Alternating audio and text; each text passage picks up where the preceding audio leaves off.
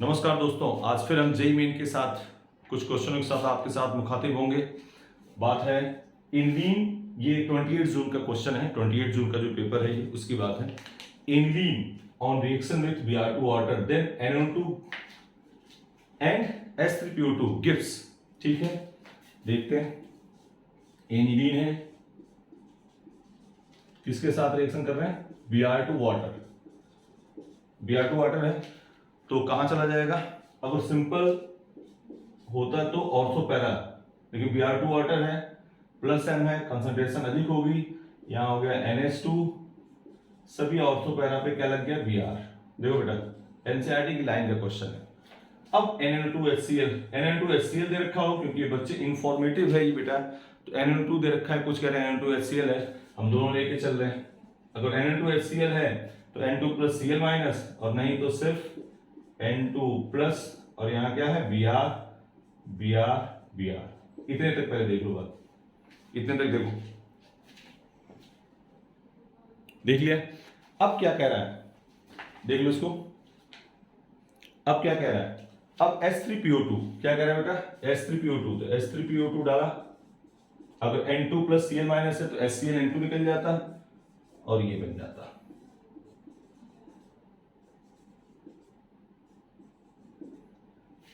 ठीक है, बोलो बेटा, देख लो।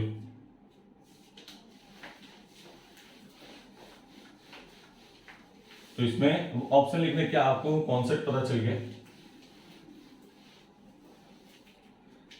ये पहला क्वेश्चन 29 जून में भी इसका जिक्र हुआ है। दूसरा सेकंड क्वेश्चन, द स्टेबिलिटी, ये जेईई मेन में है। The stability of alpha helix structure of protein due to, कई ऑप्शन उसमें दिए गए। आंसर पहले बता दे, अगर ये तुम्हारे में आ सकता है, नीट वाले बच्चों आ सकता है ये। इसमें क्या होगा? H बॉन्डिंग, हाइड्रोजन बॉन्डिंग की वजह से अल्फा हेलिक्स स्ट्रक्चर क्या होता है? इसके प्रोटीन की क्या होते हैं? स्टेबल। ठीक है,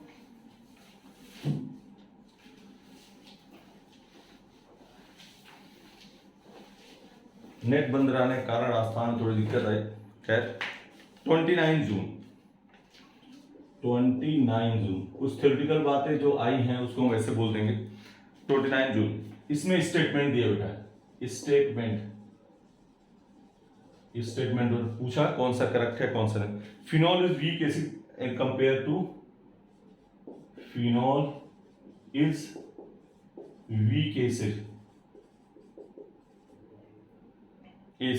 as compared to acetic acid. Statement 2, phenol is weak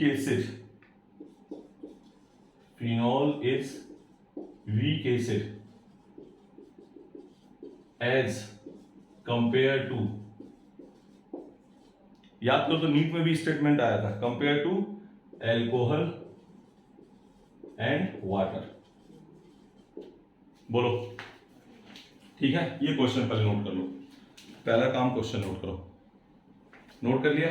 अब देखो, अब ये फिनॉल है, इस पर ध्यान देखो। ये तो एनसीईआरटी की बहुत फेवरेट चीज है। फिनॉल है, H निकाल दिया O माइनस, और ये यहां से H निकाल गया, ये O माइनस, और यहाँ कोई ROH है, RO माइनस, कोई अल्कोहल ले लिया।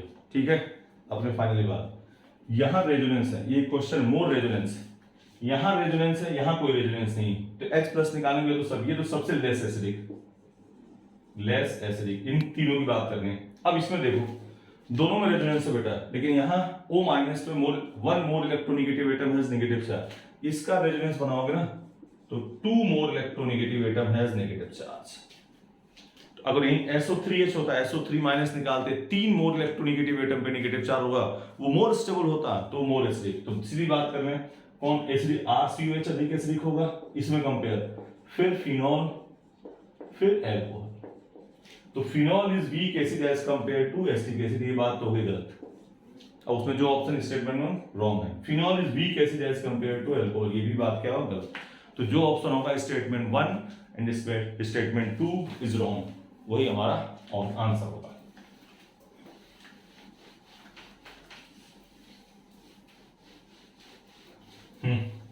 एक एनवायरमेंटल से क्वेश्चन पूछा कि which of the following, question note कर लो, हम यहां लिख दे रहे हैं विच ऑफ, लिख दे रहे हैं क्योंकि आपको ध्यान रहे, the following, which of the following is represent, बहुत फेमस क्वेश्चन है ये, represent, represent in rain water, rainwater that affect the, आगरे का Taj Mahal, that affect the Taj Mahal and cause damage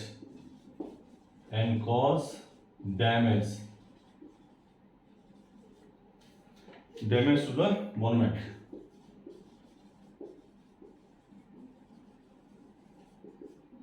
थोड़ा सा एनवायरमेंटल इनऑर्गेनिक रिएक्शन, इसमें ऑप्शन लिख देना क्या क्या था, H2SO4, H3PO4, फिनॉल। भाई इस रेन वाटर जब होता है तो ताजमहल खराब होता है, इसके पीछे मामला क्या है, CSO4 का बनना। देखते हो अगर ताजमहल देखोगे ना तो पीला कलर का होता जा रहा है, ऐसे चलता रहा तो उसकी दिक्कत, फिर भी भारत सरकार जुटी है उसको सही करने में।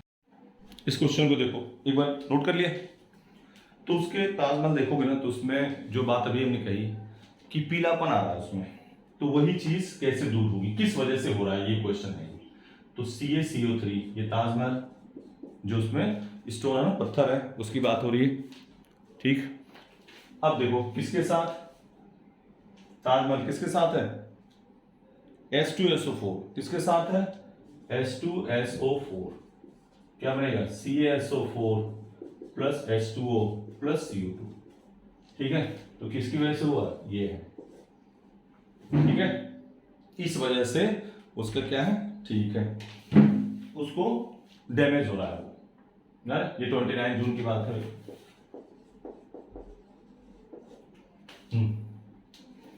मिटा रहे हैं इसको भी। अगला क्वेश्चन देखो, कॉन्सेप्ट पकड़ना, क्वेश्चन का ऑप्शन पे नहीं, concept. Which of the following polymer regain the same. अब उसमें ऑप्शन कोई कह रहा है ब्यूनो एस्था, क्यों, कॉन्सेप्ट हमारा क्या है, रीगेन। अरे रबड़ लिया, खींचा, फिर वहीं रीगेन द शेप, मतलब इलास्टोमर,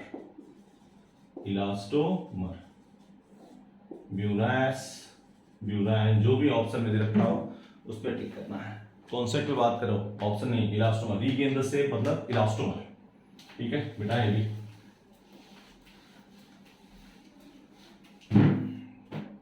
अब आया कुछ, हमें वैसे बता रहे हैं जो बच्चे कह रहे हैं, किसमें, विच एमिनो एसिड कंटेन सल्फर।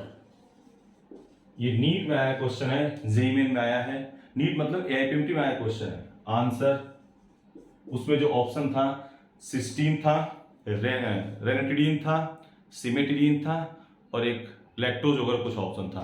तो आंसर क्या होगा, नहीं एक, हाँ, तो इसमें अमीनो एसिड ही दो दे रहे, एक और नहीं, एक दो और अमीनो एसिड कोई था, तो सिस्टीन, STEIN, सिस्टीन होगा आंसर, ठीक है बेटा।